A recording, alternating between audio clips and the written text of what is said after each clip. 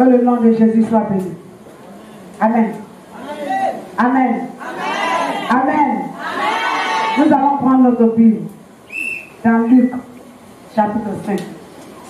Luc, chapitre 5. Verset 1 au verset 5. Luc, chapitre 5, le verset 1 au verset 5. Quelqu'un pour faire la lecture. Comme Jésus se trouvait auprès du lac Génézareth et que la foule se pressait autour de lui pour entendre la parole de Dieu, il vit au bord du lac 2 barques, d'où les pêcheurs étaient descendus pour laver leurs filets. Il monta dans l'une de ces barques qui était à Simon, et il le pria de s'éloigner un peu de terre. Puis il s'assit, et de la barque, il enseignait la foule. Lorsqu'il eut cessé de parler, il dit à Simon, « Avance en pleine eau, et jetez vos filets pour pêcher. » Simon lui répondit, « Maître, nous avons travaillé toute la nuit sans rien prendre, mais sur ta parole, je jetterai le filet. » Alléluia. Après son baptême, il parcourait les villes. Mais avant de parcourir les villes, la Bible nous dit que Jésus a été transporté dans le désert où il a été tenté. Alléluia. Il a été transporté dans le désert. Dieu a permis cela pour qu'il soit éprouvé. Parce qu'il avait un grand ministère à accomplir. Donc lorsqu'il a eu la victoire sur Satan, il est venu pour exercer son ministère pleinement. La Bible nous dit que Jésus parcourait les villes, il opérait des miracles, il guérissait des malades. Et lorsque Jésus arrive dans un milieu, les démons reconnaissent son autorité. Alléluia. Quand vous lisez dans Luc 4, vous allez voir que Jésus est rentré dans une synagogue. Et puis il y a un monsieur qui était possédé qui a dit à Jésus, il y a quoi entre toi et puis nous? Tu viens ici pour nous déranger. Il y a quoi entre toi et puis nous? Alléluia. Pour dire que Jésus ne passait pas inaperçu. Quand il passe là, il y a quelque chose qui se passe autour de lui et qui dérange. C'est comme ça que Jésus est arrivé au bord du lac de Génézareth. Parce qu'il y a une foule qui l'attendait, partout qui le suivait. Donc il est arrivé, il s'est dit, il faut encore annoncer la parole de Dieu. Alléluia. Parce que là, il y a quelque chose qui devait se passer. Alléluia. Il y a une histoire qui devait se dérouler dans la vie d'une personne. Alléluia. Et ce matin, si tu es là, ce n'est pas par hasard que tu es là ce matin au culte. Le Seigneur veut que quelque chose se passe dans ta vie. Alléluia. Le Seigneur veut qu'il y ait une histoire dans ta vie. Il y a toujours un début. Il y a un commencement, il y a une fin. Pour qu'il y ait une fin, il faut qu'il y ait un commencement. Pour qu'il y ait un milieu, il faut qu'il y ait un commencement. Alléluia. Et toute la vie est faite de recommencement. Mais lorsque tu dois commencer quelque chose, il faut avancer. Alléluia. Alléluia. Notre texte nous dit quoi? Notre texte dit que Jésus était arrivé au bord du lac de Génézareth. Lorsqu'il est arrivé, il a trouvé une foule à qui il devait annoncer la parole de Dieu. Donc il a vu 2 barques qui étaient là. C'est-à-dire, quand on parle des barques, on parle des pirogues, autres là. Je fais allusion aux pirogues qui étaient là. Jésus s'est adressé aux propriétaires des pirogues.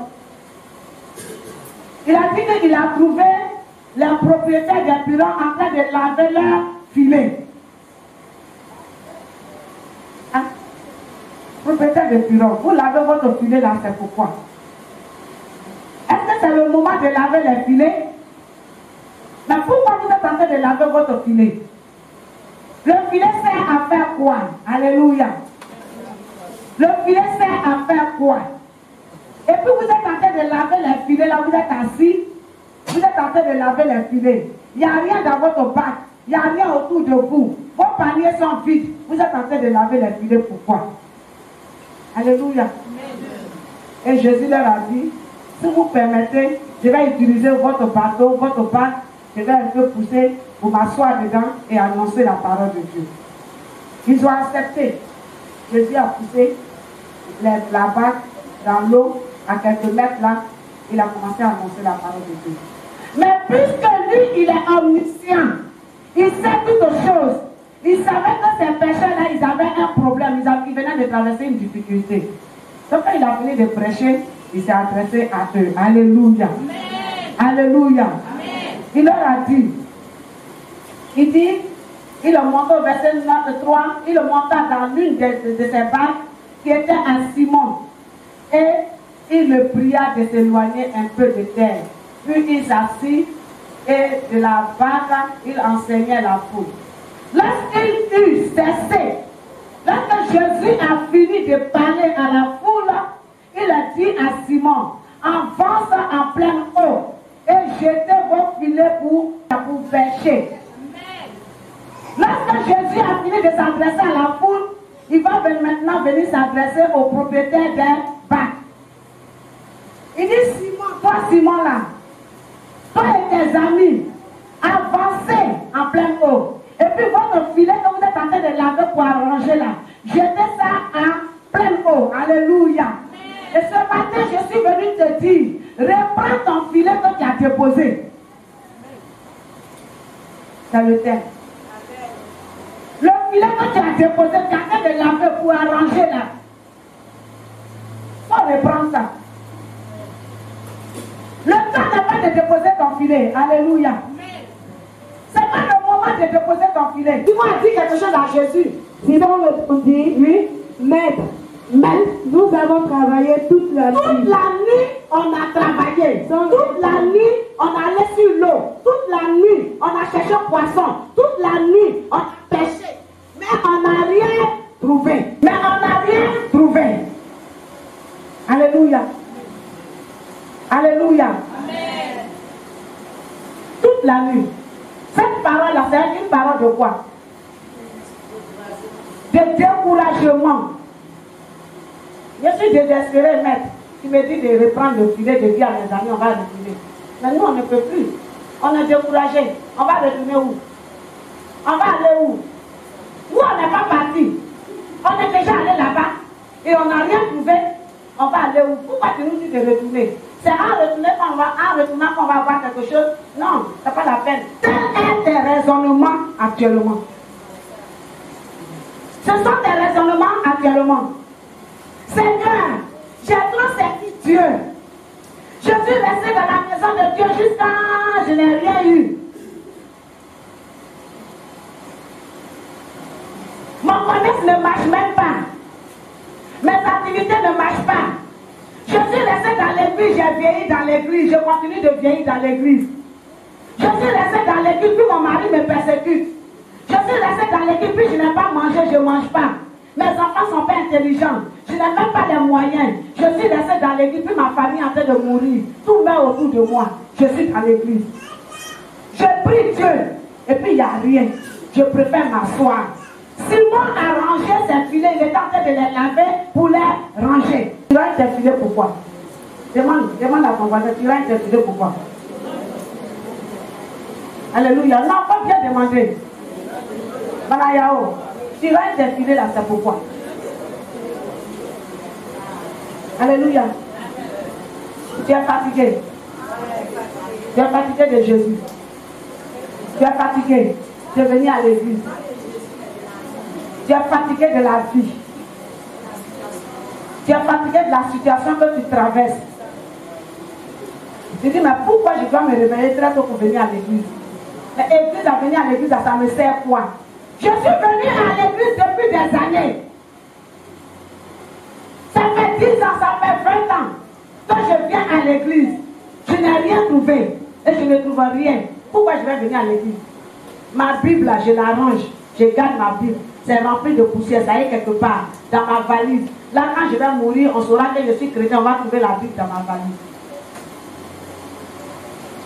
Mais Simon aussi était fatigué. Il dit toute la nuit, on a travaillé, on n'a rien eu. Poisson même, on n'a pas trouvé. Toute la nuit. Jésus te dit, avance en pleine eau. Alléluia. C'est vrai, toute la nuit, tu allais, tu as travaillé. C'est vrai, toute la nuit, tu as cherché. Tu n'as pas trouvé de solution. Mais il est temps pour que toi, tu puisses reprendre ton filet pour partir. Chaque chose a son temps. Ton temps n'est pas le temps de Dieu. Ton plan n'est pas le plan de Dieu. Mais est-ce que le projet que tu es en train de faire là, Dieu est dans ce projet? Et puis tu vas vouloir que ce soit Dieu qui exécute ton projet? Je veux dire ce matin à quelqu'un, il faut quitter dans les raisonnements. Quitter dans les raisonnements. Ne te décourage pas. La vie est faite de formation. Hier, on a lu dans Proverbe 16, le verset 4. Dieu a tout créé pour un but. Si Dieu t'a créé, c'est pour un but.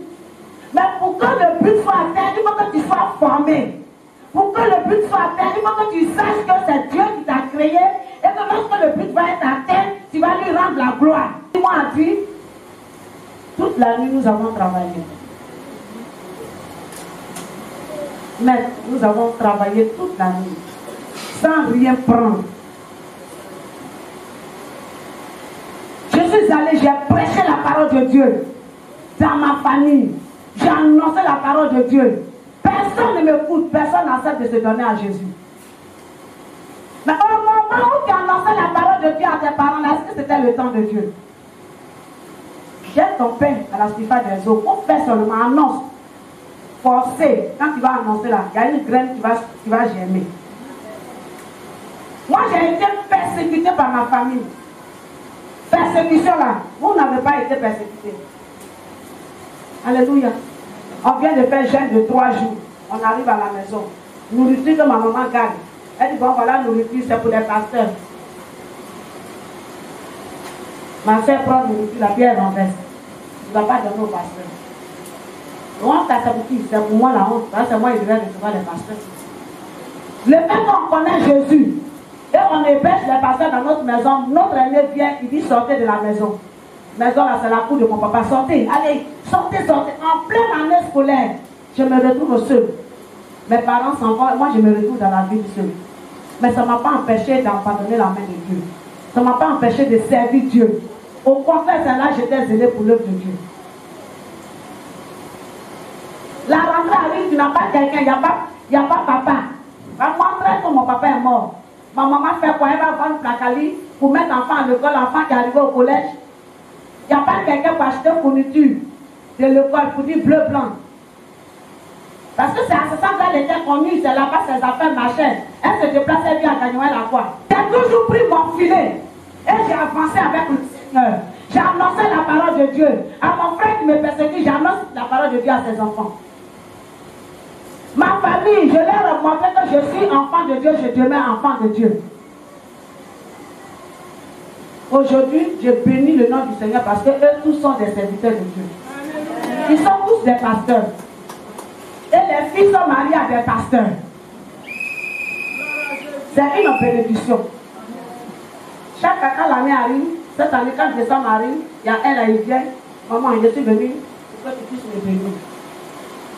Il se met en genoux là, je prie pour lui, il s'en va. Chaque année, il y a une grande bénédiction. Jésus dit à Simon, retourne où tu es quitté, où tu penses que tu n'as rien trouvé. Il faut reprendre ton filet, au lieu de le ranger, il faut le reprendre, il faut retourner. Alléluia. Amen. Alléluia. Amen. Il faut retourner. Va, retourne, va annoncer la parole de Dieu. Va, ceux à qui tu as annoncé, puis tu penses qu'ils ne t'ont pas écouté, ils n'ont pas reçu l'évangile, ils t'ont abandonné, ils t'ont rejeté. Retourne leur annoncer l'évangile. C'est moi Dieu, j'ai le temps, je m'appelle temps. Et quand le temps va arriver, ces personnes-là vont me servir. Alléluia. Amen. Retourne, alléluia. Vous prenez Jean 21, Jésus a fait une précision dans Jean 21, le verset 6. Il y a une précision qui a été faite. Ici, Luc n'a pas fait cette précision. Parce que Luc n'était pas disciple de Jésus-Christ. L'histoire lui a été rapportée. Mais celui-même qui a vécu l'histoire, il fait une précision dans Jean 21. Est-ce que vous pouvez prendre ça? Jean 21, verset 6. Il a dit, jetez le filet du côté droit de la barque. Alléluia.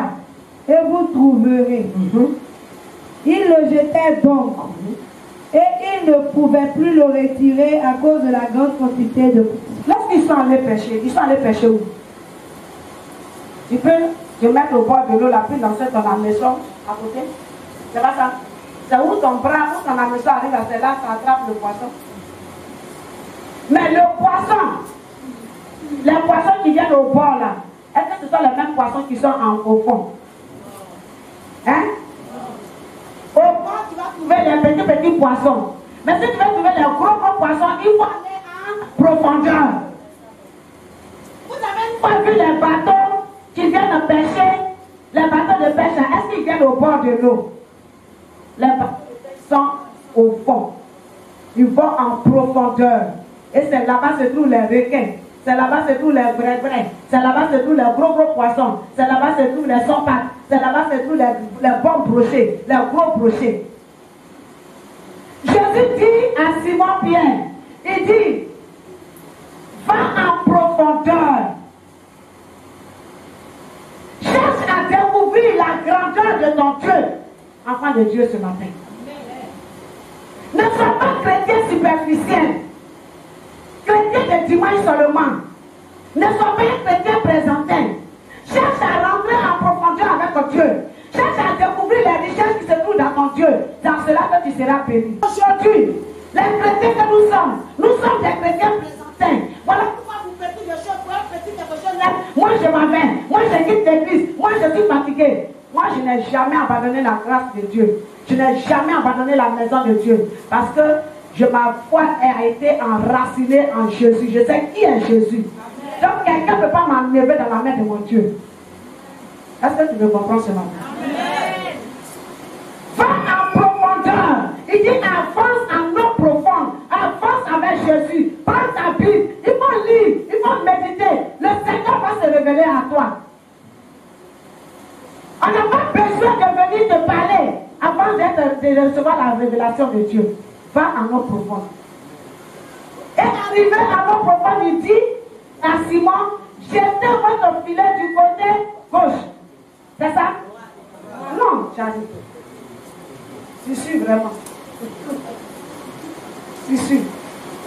Jetez votre filet du côté. Une précision. Une précision. Quand on marche avec le Seigneur, il faut des stratégies. Il faut des méthodes pour gagner des âmes. Et des vraies âmes. Mais si on est brillant, on reste dans la brillonnerie et puis on ne gagne rien. Alléluia. Amen. Si tu veux que Dieu t'exauce, il faut savoir quelle position prendre. Comment t'approcher de Dieu. Lorsque tu dois croiser une personne, que tu parles à cette personne, si c'est 500 000 francs que tu veux demander à la personne, tu ne vas pas venir bégayer devant elle, n'est-ce pas? Tu vas avoir des arguments soutenus. Parce qu'il ne va pas enlever ces 500 000 te donner pour que tu ailles manger poisson à la braise dans ma vie. Donc tu vas lui donner les raisons pour lesquelles tu demandes les 500 000. Ça doit être soutenu. Jésus dit, jetez votre filet du côté droit. Précision. Le chrétien doit être une personne bien organisée et qui met des stratégies en place pour pouvoir mieux réussir sa mission. En cette année 2023-2024, nous devons mettre des stratégies en place pour gagner des âmes à Jésus. Des stratégies en place pour connaître qui est Jésus. Des stratégies en place pour pouvoir aller en eau profonde avec le Seigneur. pour découvrir la richesse qui se trouve en Jésus. Ne sois pas un chrétien plaisantin. Ne sois pas un chrétien nyafou. Ne sois pas un chrétien qui est seulement là, superficiel. Mais sois un chrétien enraciné en Jésus-Christ. Que Dieu vous bénisse.